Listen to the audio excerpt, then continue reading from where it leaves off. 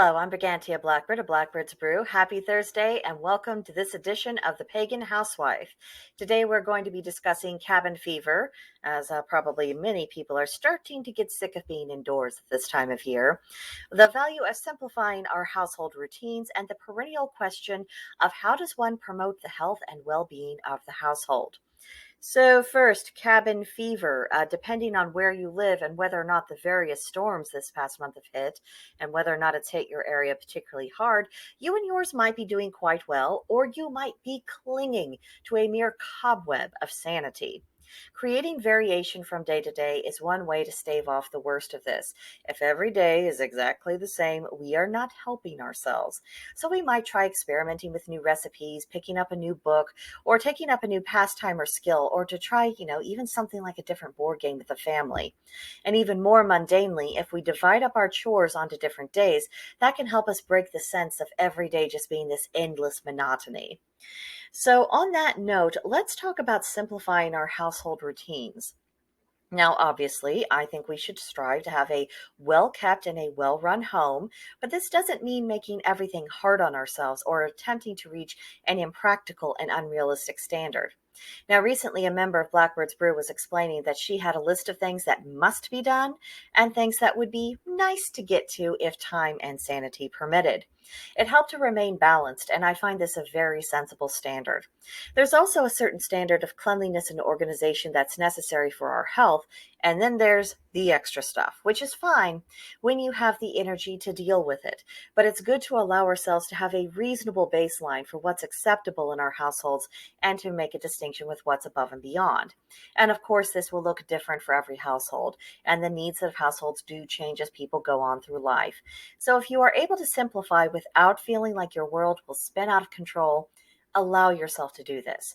Don't overtax yourself in the winter. You are going to need that energy in the spring and the summer a lot more. Take the break while you can. Now, the issue of health. I really hesitated to even comment on the matter of health because it's getting really difficult to define what health is, let alone how to pursue it or how to maintain it. And there's no shortage of opinions out there. There's so many people who are ready, willing to sell you their vision, their ideas, and their plan to achieve good health. But isn't it striking that most of the people who are pushing these health agendas, they seem to be going to one extreme or another? And here's another problem with it. Quite often, health is being presented to us as it's just a physical bodily issue. But common sense tells us that there's more to it than that. What about our mental and emotional stability? What about our spiritual well-being? These things also play a role in health, and any amount of study on the mind-body connection clearly demonstrates these are interrelated things, not separate issues. So, where is the cohesive and the comprehensive approach to health? Where's the common sense? Where's the achievable standards for the average person? Believe me, I'm looking for those things too. And one thing, I'm done, and I've been done for years, listening to all the lunatics who elevate, whatever their preferred kind of diet or their preferred kind of exercise into the position of almost religion. And I definitely do not have time for the body positivity crowd who promote a quantifiably unhealthy lifestyle. So the only thing I can really conclude is this. We probably need more protein and less sugar. We probably need to be more active and less passive. And we probably need to do more to practice our spirituality instead of just studying it. Striving for a balance between the mind and the heart, listening to our intuition.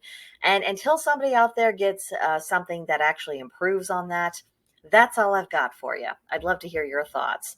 That all being said, I hope you and yours are continuing to handle the winter well. The shortened days and the colder temperatures are hard for many people to bear, but we are moving through the season and spring will be here before we know it, so stay strong.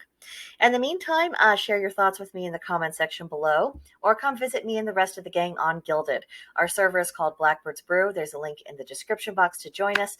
We'd be happy to have you among us, so come and pay us a visit. But that will do it for now, and I'll see you in the next one. Bye.